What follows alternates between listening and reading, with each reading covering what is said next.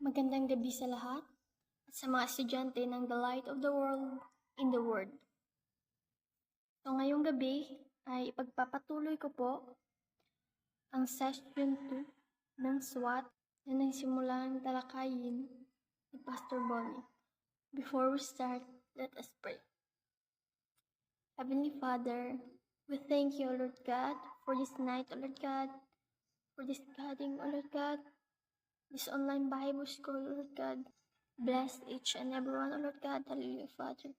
Open their heart and minds, Lord God. They hear your words, Lord God, and they live, Lord God, according to your will in their lives, Lord God. Hallelujah, Father, Lord God. We thank you, Lord God. We acknowledge your presence tonight, Lord God. Bring back all the glory, honor, praises in your most holy name, Father. In the name of the Father, of the Son, and the Holy Spirit. In Jesus' name we pray. Amen. So, nasa session 2 na po tayo ng SWAT. Session 2, the reality of spiritual warfare. There are 4 principles of SWAT. Number 1, the war is won, but there are still battle to fight.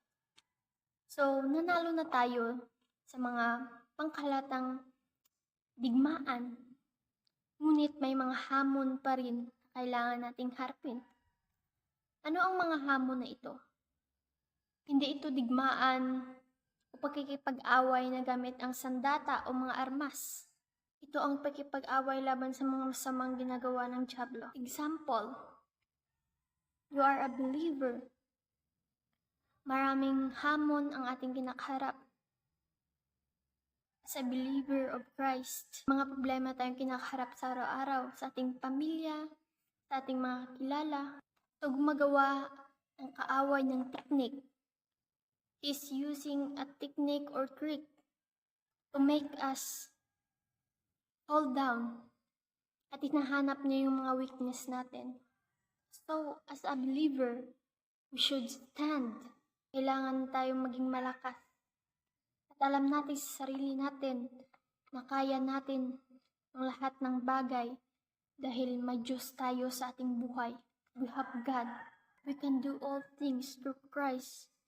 Give us strength. Number 2, you have an enemy that must be confronted and defeated. Kailangan nating harapin ang kaaway at talunin siya. Nakikipag-away tayo sa masamang espiritu na nag-udyok sa isang taong gumawa ng kasalanan. So hindi natin kailangan makipag-away sa isang tao physically.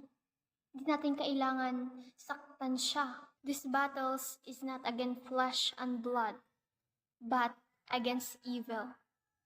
Hindi tayo nakipag-away sa laman o sa kaparehot nating tao. Ito ang pagkipag-away against evil inside her. Yung nag-uudyok sa kanyang gumawa ng kasalanan, nag-uudyok sa kanyang saktan ka, awayin ka, i-fall down ka, yan yung dapat nating kalaban. Hindi yung taong dapat natin kalabanin, kundi ang evil na nag-udyok sa kanyang gumawa ng kasalanan. Number 3, the weapons of our warfare is mighty through God. Ang mga sandata natin sa pagkipaglaban ay malakas dahil sa kapangyarihan ng Diyos. Ibig sabihin nito, hindi tayo umaasa sa ating lakas o kakayanan sa pakikipaglaban. Ang ating tunay na lakas ay nagmumula sa Diyos. Ang kanyang kapangyarihan ay nabibigay sa atin ng kakayanang manalo.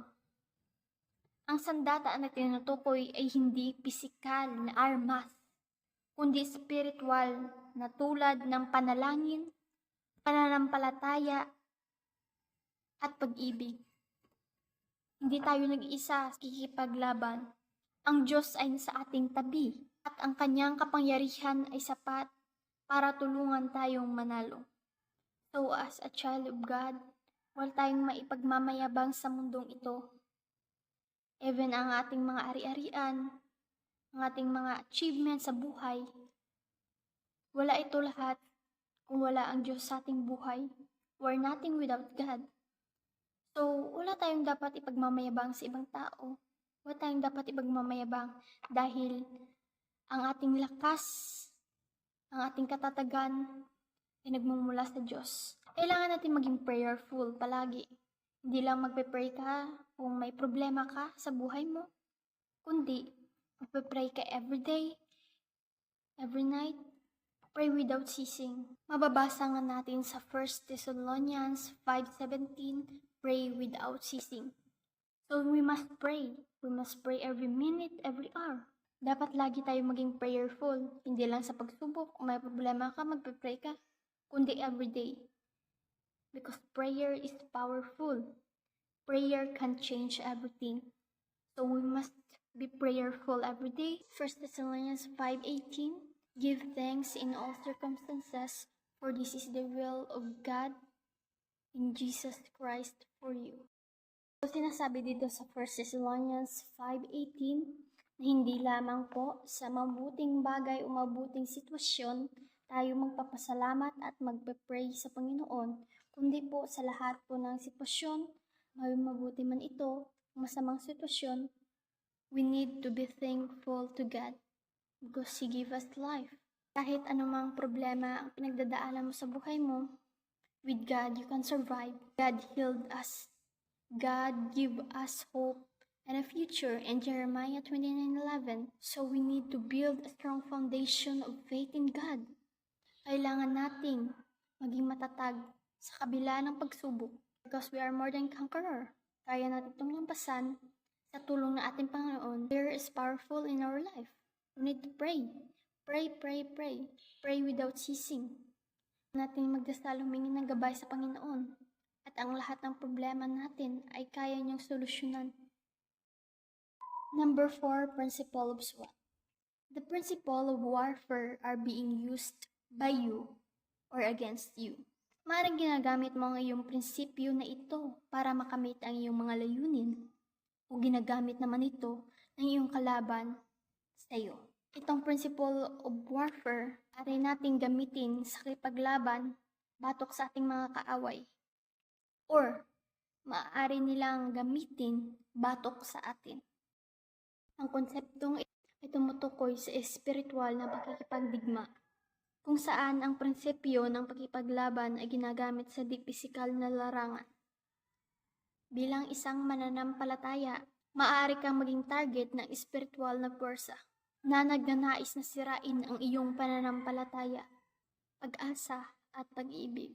Sa kabilang banda, maaari mo ring gamitin ang mga prinsipyo ng espiritual na pakipagdigma upang labanan ang negatibong impluensya at palakasin ang iyong espiritual na buhay. Halimbawa na lamang ng mga espiritual na pakipagdigma ay ang mga ito. Number 1, pagdududa.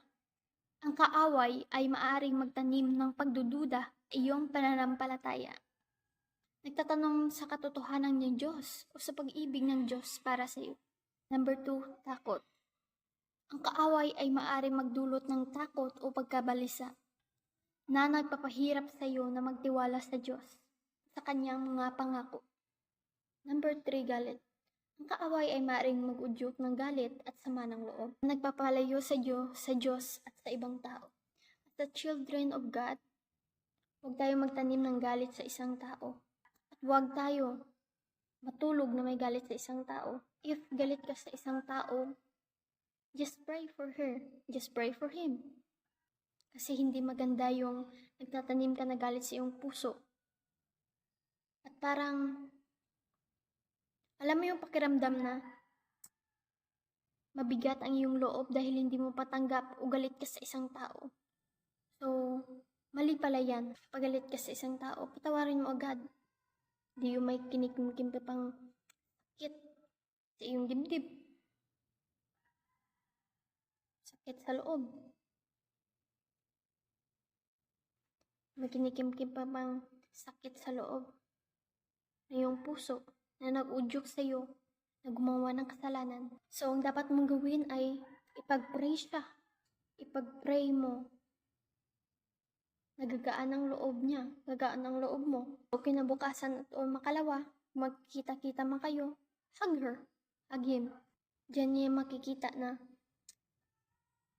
mahal pala siya ng Diyos dahil sa'yo. You need to be a blessing to someone.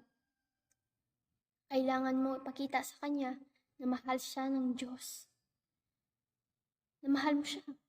Na mahal siya ng Diyos. Kahit anong managawa niya kasalanan, patawarin mo. Kung anong ginawa niyang kasalanan, patawarin mo siya. Sabihan mo siyang, Jesus loves you. So, ang espiritual na pakipagdigma ay isang tunay na laban na nararanasan ng lahat ng mga mananampalataya. Ngunit mahalagang tandaan, ang tagumpay ay nasa ating panig sa pamamagitan ng paggamit ng prinsipyo ng espiritual na pakipagdigma. Maaari nating labanan ang mga espiritual na kaaway at mabuhay sa isang buhay na puno ng pananampalataya, pag-asa at pag-ibig. There is a war. War is eons old. So, ang ibig sabihin ng eon is immeasurably, definitely long period of time. So, matagal na panahon na. Lucifer cast out for rebellion. So, mababasa nga natin sa Isaiah 14:12-17, Thou art the fallen from heaven, O Lucifer, son of the morning. How art thou cut down to the ground? Which this weaken the nation, for thou hast said in thine heart, I will ascend into heaven, I will exalt my throne above the stars of God. I will sit also upon the mount of congregation, sides of the north. Therefore hast said in thine heart, I will ascend into heaven, I will exalt my throne. I will ascend above the heights of the clouds. I will be like the Most High. Yet thou shalt be brought down to hell, to the side of the pit. They that see shall narrowly look upon the unconsidered they, saying, in this the man that made of earth to be trembled, that did shake kingdoms, that made the world as a wilderness, and destroyed the cities, therefore that opened not the house of prisoners. Sa Tagalog ay, paano ka mahulog mula sa langit? Utala ng umaga, anak ng bukang liwayway. Paano ka nahulog sa lupa, ikaw na nakapagbagsak ng mga bansa? At sinabi mo sa iyong puso, akyat ako sa langit, itataas ko ang aking trono sa itaas ng mga bituin ng Diyos. Uupo ako sa bundok ng kapulungan sa mga dulong bahagi ng hilaga. Akyat ako sa itaas ng mga ulap. Magiging katulad ako ng kataas-taasan. Ngunit ikaw ay dadalhin pababa sa Sheol, sa mga kalaliman ng hukay.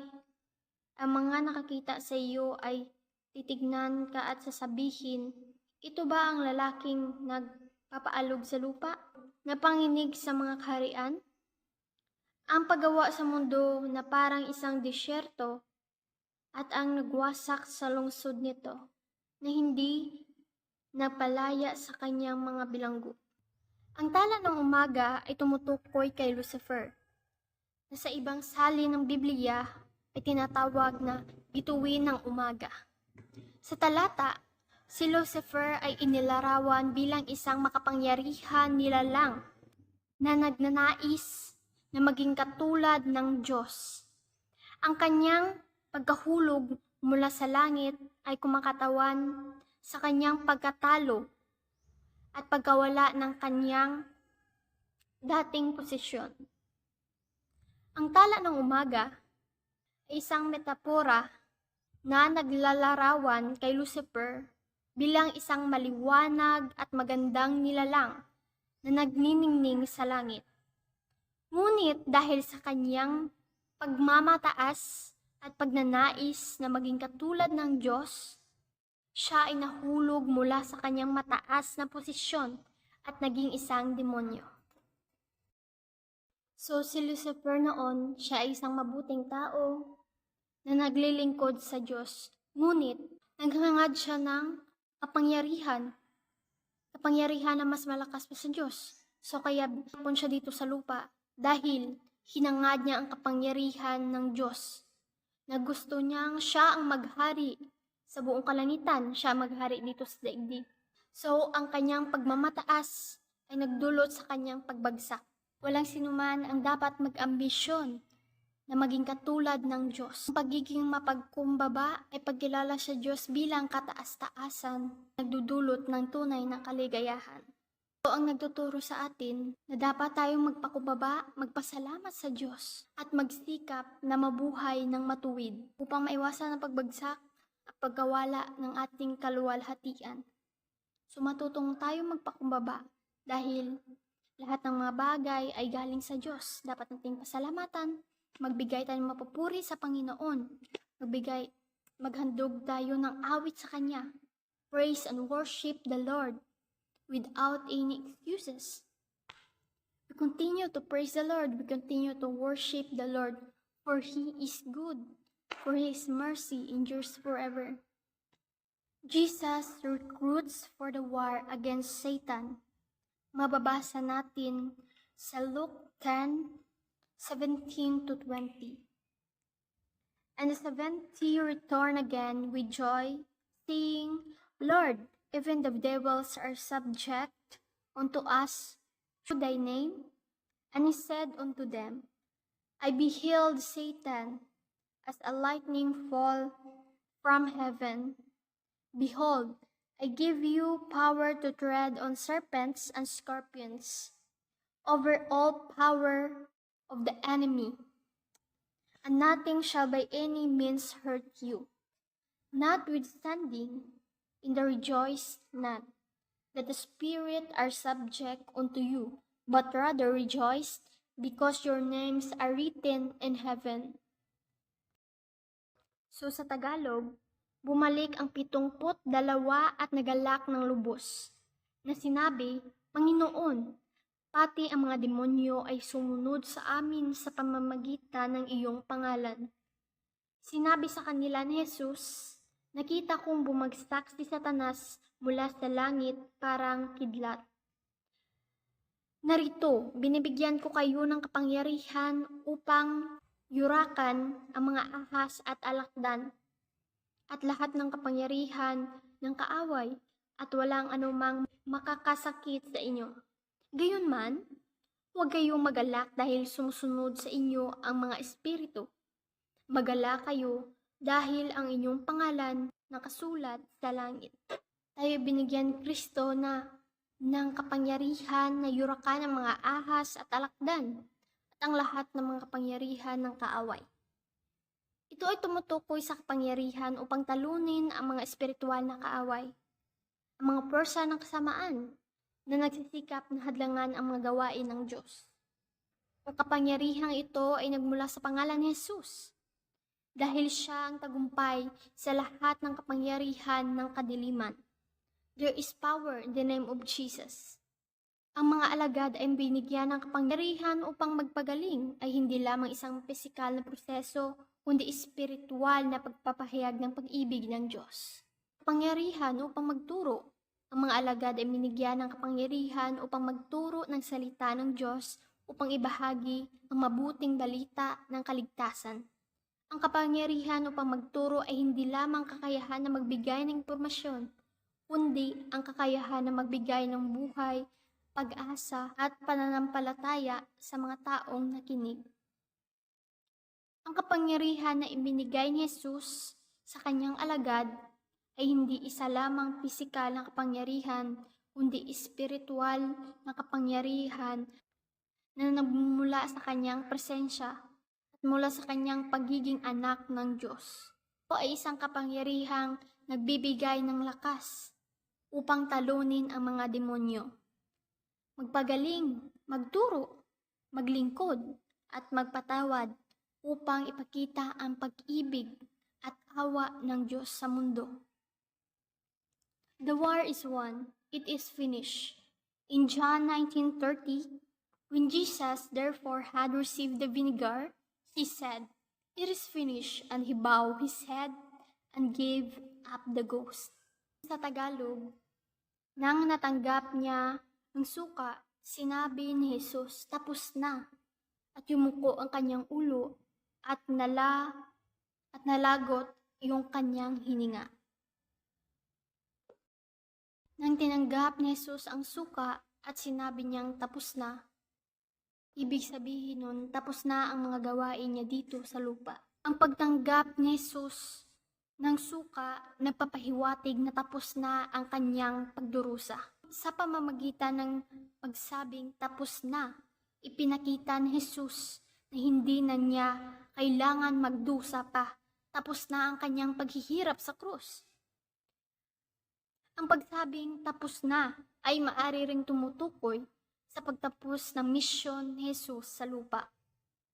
Natapos na niya ang kanyang gawain sa pagtubos sa sangkatauhan at pamagitan ng pag-alay ng kanyang buhay. Ang kanyang kamatayan ay nagbukas ng daan para sa kaligtasan ng lahat ng naniniwala sa kanya. Ang tapos na ay maaari ring tumutukoy sa pagtatapos ng lumang tipan at pagsisimula ng bagong tipan. Ang mga batas at ritual ng lumang tipan ay natupad na sa pamamagitan ng pagsakripisyo ni Jesus.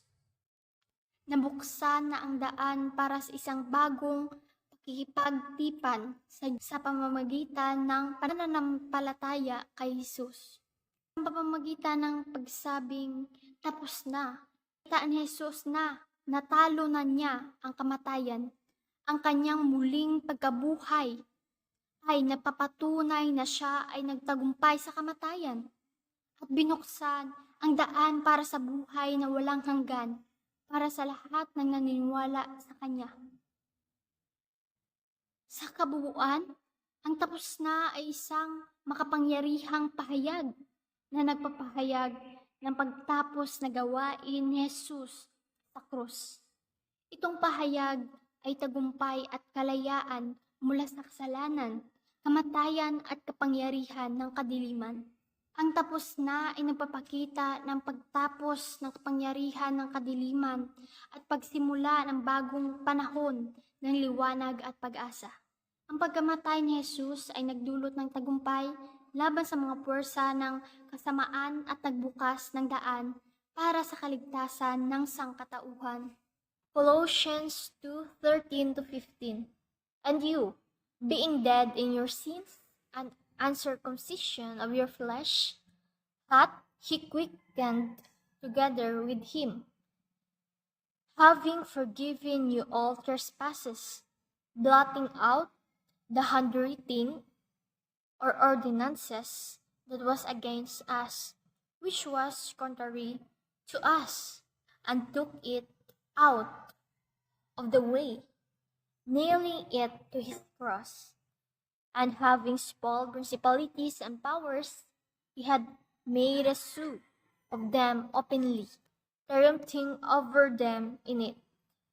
So kung sa Tagalog, at kayo'y binuhay niya, nakasama niya ng inyong mga kasalanan ay yung pinatawad at ang mga pagkakasala na laban sa atin na siyang utos na nagdudulot sa atin ng kamatayan ay kanyang inalis at pinako sa krus.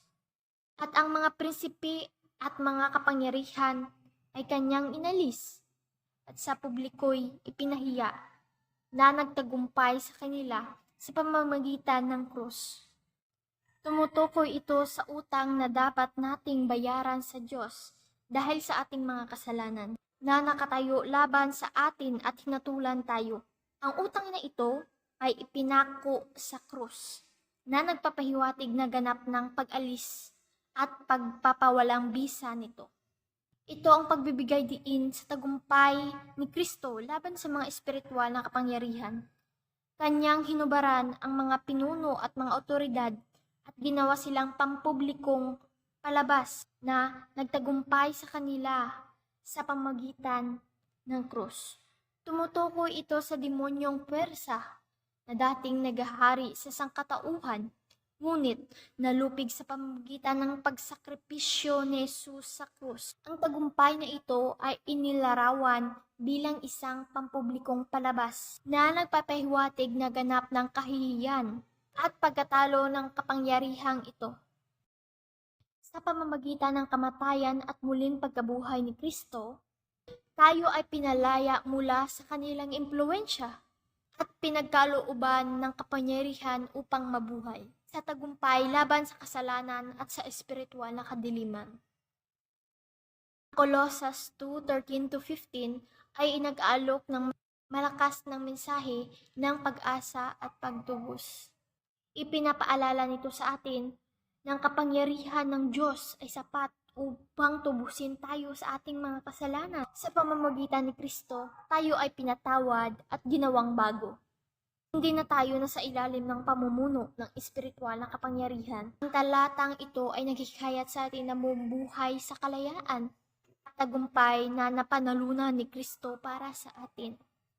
Alam natin na tayo ay minamahal, tinatanggap at pinagkalooban ng kapangyarihan ng Diyos. Battles are still being fought.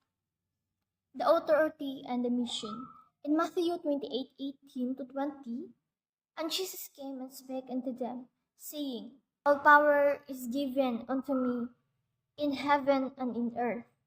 Go ye therefore and teach all nations, baptizing them in the name of the Father, and the Son, and the Holy Ghost, teaching them to observe all things whatsoever I have commanded you. And I am with you always, even unto the end of the world.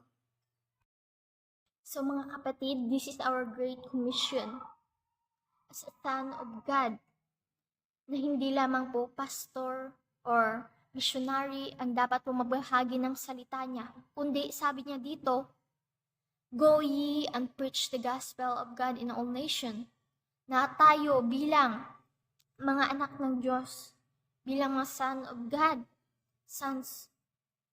bilang mga anak ng Diyos, na tayo rin ang magbahagi ng kanyang salita sa ating mga pamilya, sa ating mga kaibigan, kung sino pa man yung mga daanan natin sa kalsada o sa lansangan man yan. Kung makikita natin o mamamit natin tao sa araw-araw, so kailangan natin i-share ang gospel ni God. Kailangan natin i-share ang kanyang mga salita sa mga tao dahil marami pa ang walang alam. Marami pang mga tao ang hindi nakakilala sa kanya. So we need to be a blessings to everyone. We need to share the gospel of God. Hindi lamang po sa ating mga kilala, sa ating mga kaibigan, kundi sa lahat ng tao na ating makasalamuha or ating makikita. Sabihin sa kanila kung sino si Jesus sa kanilang buhay. Mag-share tayo ng word of encouragement sa kanila. Dahil Great Commission in this world is to share the gospel of God in all nations. Hindi mo naman kailangan maging preacher o maging missionary upang makapag-share ka ng word of God. Kahit hindi ka naman preacher, hindi ka naman pastor o missionary, pwede ka naman mag-share ng word of God dahil ito ang sinabi ni Jesus sa atin sa Matthew 28:18-20. Kailangan tayo mag-share ng word of God sa lahat ng taong ating kakilala, sa ating mga friends, o saan lupalop man ng mundo tayo mapunta. We need to share, to spread His gospel dahil gusto ng Diyos na i-share din natin sa kanila ang salvation, na hindi lang tayo ang masisave, kundi dahil ang lahat ng tao na tatanggap sa Kanya at mananampalataya sa Kanya ay masisave. The enemy must be confronted. In Matthew 10:5-8, the 12 Jesus sent forth and commanded them, saying, Go not into the way of the Gentiles, and into city of Samaritans enter yet no, but go rather to the lost sheep of the house of Israel. And as ye go, preach, saying, The kingdom of heaven is at hand. Heal the sick, cleanse the lepers, raise the dead, cast out devils. Freely ye have received, freely give. Sa Tagalog, ang mga ito ay mga sinugo ni Jesus na inutusan niya na sabihin, huwag kayong pumunta sa daan ng mga hintil ni pumasok sa bayan ng mga Samaritano, kundi sa mga naligaw na tupa ng bahay ni Israel, kayo unang magsugo. At sa pagdating ninyo, Ipahayag ninyo na ang kaharian ng langit ay nalapit na. Magpagaling kayo ng mga sakit, magbuhay ng mga patay, linisin ang mga kitungin at itaboy ang mga demonyo. Nakatanggap kayo ng walang bayad at magbigay kayo ng walang bayad. So, kailangan nating ibahagi ang kanyang mga salita sa sangkatauhan at ibahagi ito ng walang bayad. Dahil ang pagbabahagi ng salita ng Diyos ay libre. Hindi ito nangangailangan ng bayad. Dahil ang salita ng Diyos ay libre, hindi ito nangangailangan ng bayad. Sa pag-share mo ng Word of God, ito ay free. Kailangan nating maglingkod na walang bayad. Dahil ang paglilingkod ng walang bayad ay nagpapakita ng pagmamahal. Ay nakita ng pagmamahal mo sa isang tao at pagmamahal ng Diyos sa kanila. Dahil marami tayong misyon dito sa mundong ito at mga layunin na dapat tuparin. Ang misyon natin dito sa mundong ito, pagtulong sa iba, pag-share ng Word of God sa kanila. Dahil gusto rin natin sila ay magkaroon ng salvation, na masasave sila at makakilala nila si Kristo. Kung sino si Kristo, kung sino si Jesus sa kanilang buhay. Na po nagtatapos ang ating online Bible School. So, before that, manalangin muna tayo. Father, thank you for this night, O Lord God, hallelujah. As we hear your words, O Lord God, bless each and everyone, O Lord God, to their life, O Lord God, hallelujah, Father. That they continue, O Lord God, to serve you, O Lord God, to glorify your name in heaven, O Lord God. Continue, O Lord God. To continue, O Lord God, to share your words to the people, Lord God. Behind, O Lord God, hallelujah, Father, O Lord God. That they, O Lord God, that they hear your words, O Lord God. They encounter you in their life, O Lord God, hallelujah, Father. We know, O Lord God, you have a better plan for each and everyone, O Lord God. Hallelujah, Father, O Lord God. Acknowledge your presence tonight, O Lord God. Thank you for this word, O Lord God.